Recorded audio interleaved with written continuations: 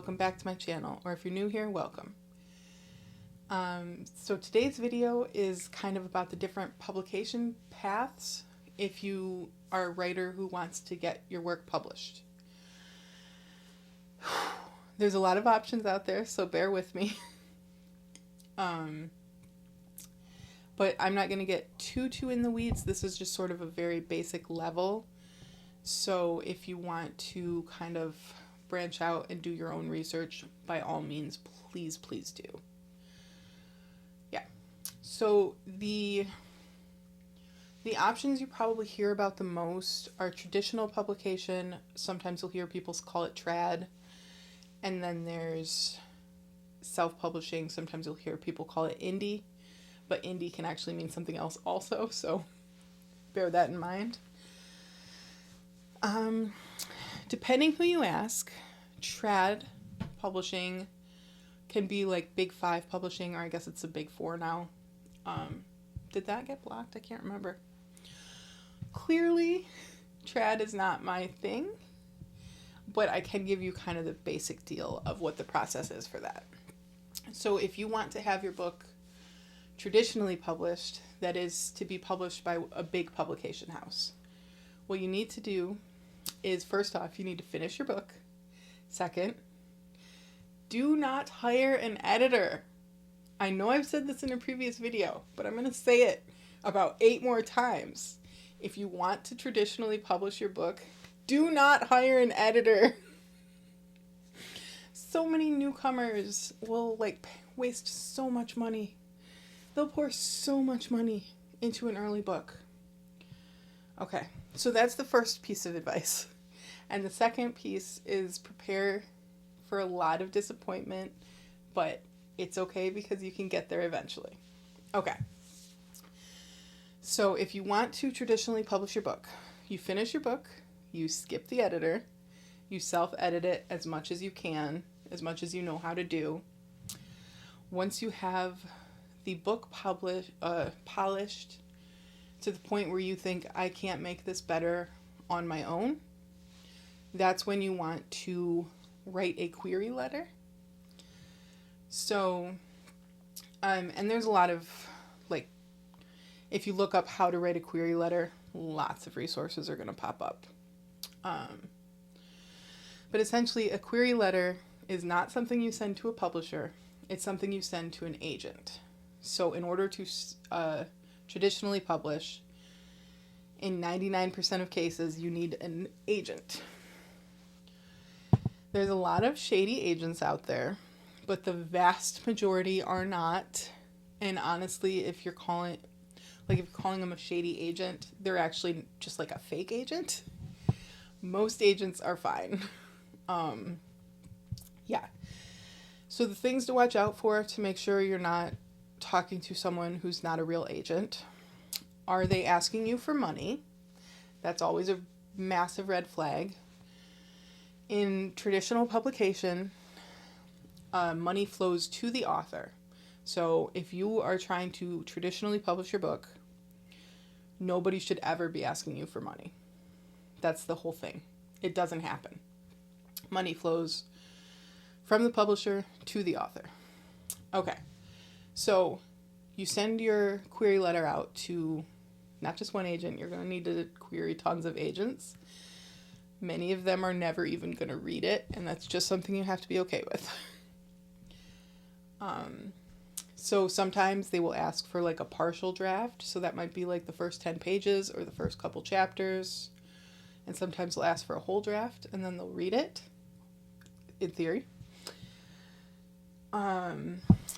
But hopefully eventually an agent will say, yes, I want to represent you. And if that's the case, you will have a phone interview sometimes, or sometimes it's a Zoom interview or something. But you'll have an interview. And if you don't click with the agent, it's okay to walk away. That's a thing a lot of people more advanced in their careers say is it's important to kind of have similar communication styles with your agent because you will be working with them long term, ideally. So what the agent does for you is the agent will represent you and represent your work, trying to get you accepted by a publishing house. So they will shop your book around to different editors who work at publishing houses. And the editors are the ones who say, yes, we want this book. And then the agent will represent you in the deal itself. So they will help you with the contract. And the agent fee is 15%. That is the industry standard. If they want a different percent than that, that's a red flag. Yeah, this is like a hard industry standard. It's not like, oh, most of them are 15%. Pretty much everyone. So watch out for that. Yeah, but so you get yourself a publishing deal. What then? A lot of waiting. You'll work with the editors at the place. You may not have a say over your cover. You may not have a say over your title. Just depends. Sometimes they want to change your title. You may not have a say over whether your book is part of a series. Like if you write, a very common thing I think is to write a standalone with series potential.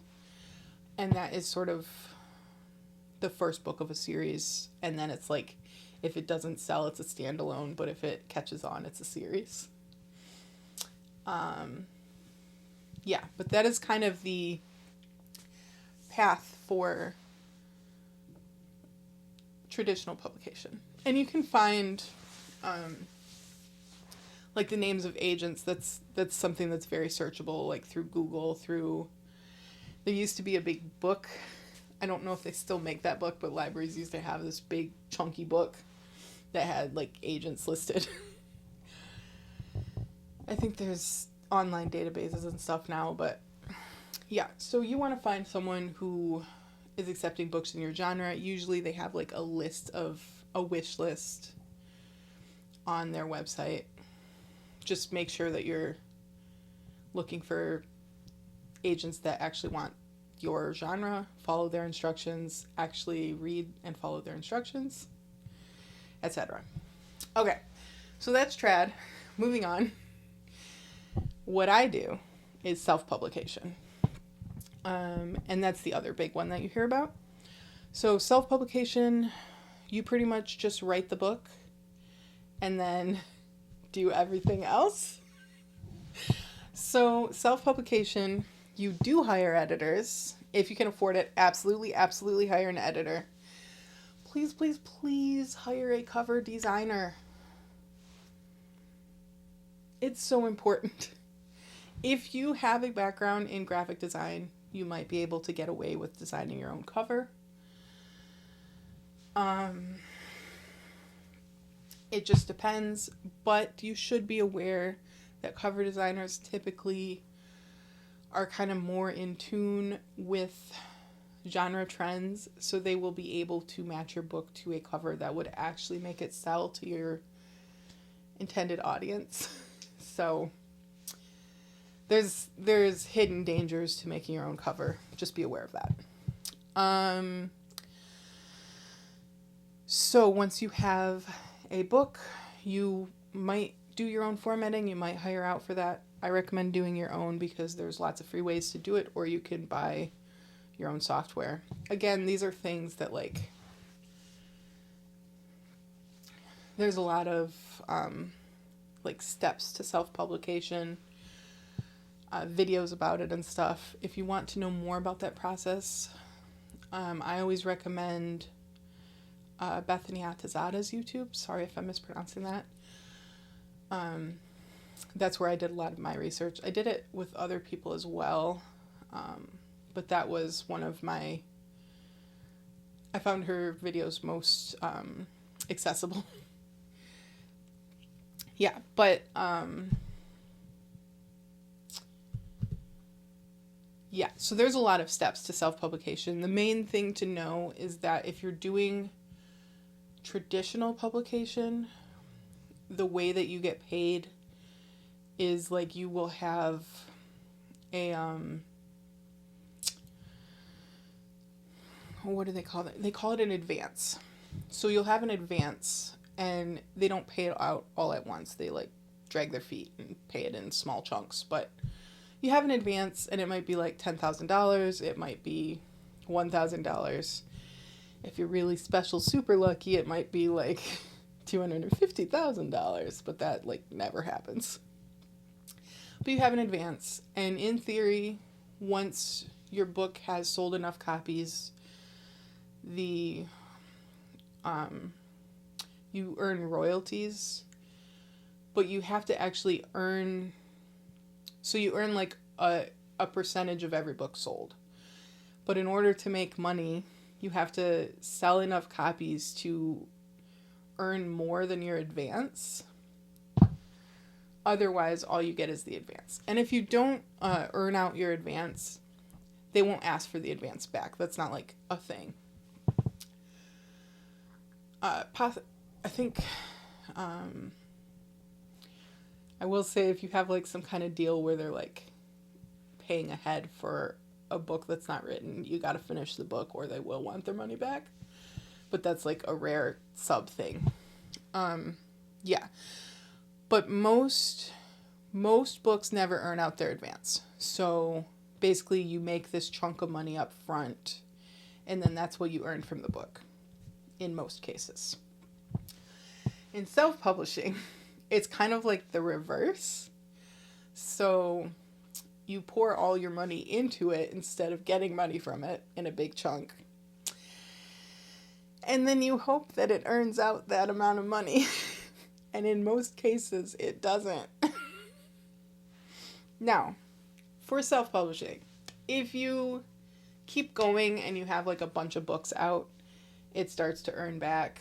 Like, it's a matter of being smart where you spend your money and how you get there and all that. I'm still early in my career, so I'm still putting money into it, not earning from it so much. Yeah. But that is the deal.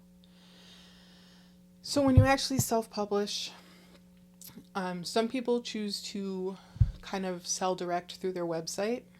Some people will go through distributors.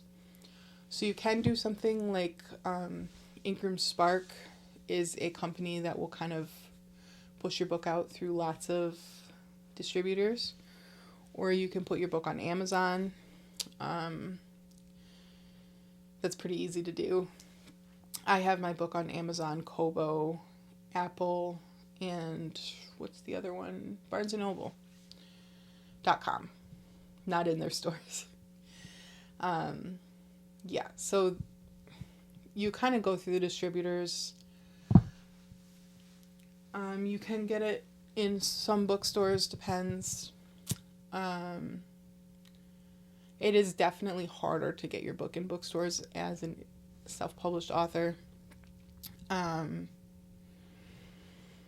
yeah, that's the main one, I think. That's like the main difference. There's maybe 3 main differences to be aware of. Money flows in opposite directions. So as an indie, expect to be paying out a lot of money up front. It is a slow build. Whereas you don't pay a dime if you're traditionally published. And then the other thing is the pay structure. And then the last one is that if you do self-publish, you are responsible for everything. You have no support. I mean, you might have like friends supporting you, you might have family supporting you, but you don't have an organization. The buck stops with you. You have to be in charge of editing, cover, marketing. Although a lot of traditionally published authors are saying they're also responsible for a lot of their own marketing. That is a valid thing.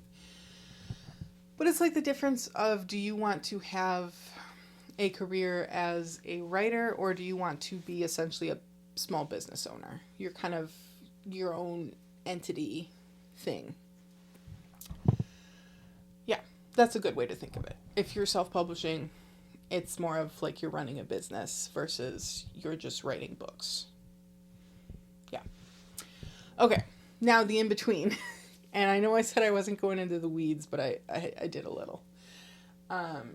So there are some things some people would consider them indie.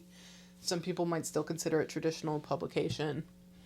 But you can go to smaller presses, and some of them want agents. Some of them will accept books that don't have representation. But that is kind of more aligned with traditional publication. And some of them will provide a little more for their authors than others. The thing to be on the lookout here is for vanity presses. So with small publishers, the same rule applies. You do not pay them money. If you're paying them money, they are not a publisher, they are a vanity press. A vanity press is someone you can pay to publish your book. Now, if you don't want to be an author, you just have a book that you want in the world, I actually don't think that there's anything horribly wrong with using a vanity press. I wouldn't recommend it. I think that they are way overpriced. You'd be better off throwing your book up on Amazon and paying for an ad. But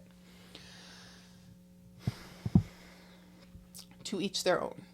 Now, there are a couple of kind of more niche ways to get your work out there that are kind of popping up, and I think will be kind of major things moving forward.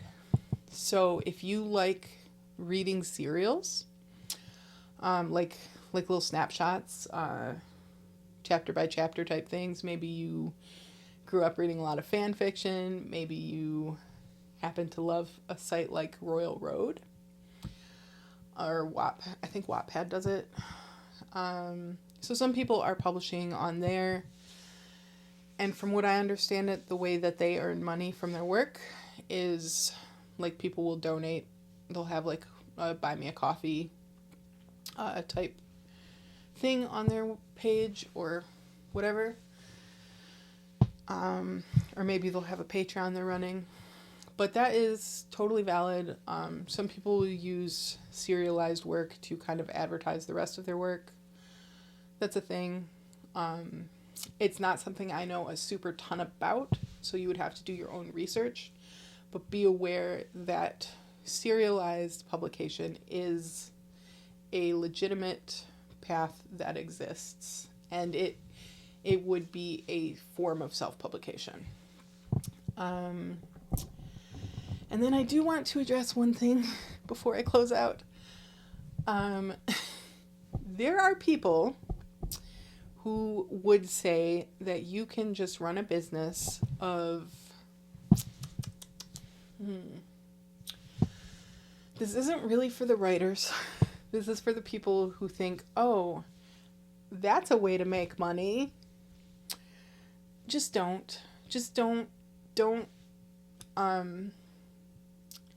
There are people who are generating AI books, slapping a cover on them, throwing 100 books up at once. There are easier ways to make money that are a lot more ethical. Please do not do that. That is all.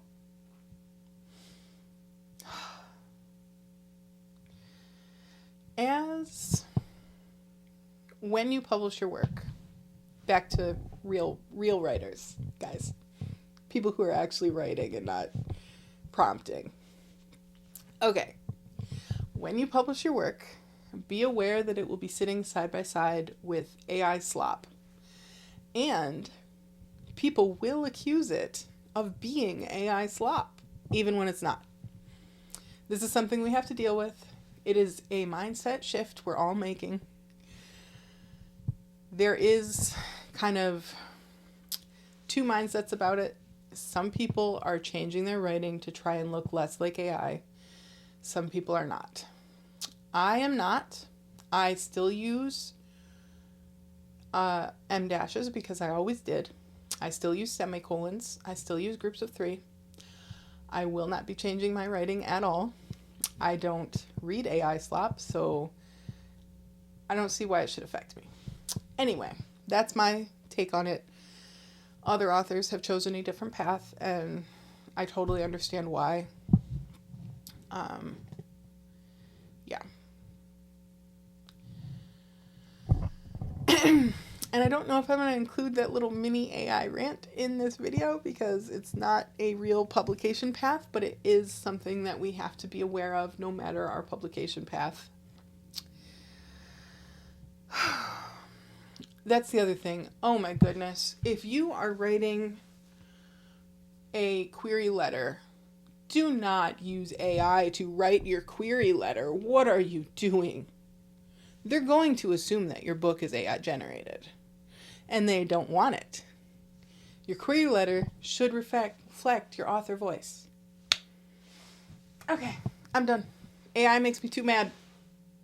I have to stop before I just start yelling at the camera. I hope this video was helpful. Yes, I got on a random tangent. I'm having a little bit of a spacey kind of day, but I had to record today because that's the day I had to record. Yeah. But thank you for watching. I hope this was helpful. If you have questions about different publication paths, please drop them in the comments below. I can't really help if you have questions about serialization. And honestly, I kind of shared most of what I know about trad. So, I know a lot about self-publishing. I don't know a lot about small publishers. Yeah, but if I know the answer, I'll tell you. And if I don't know it, I promise I will not make something up. I will just tell you I don't know. And I will see you Saturday for my writing vlog.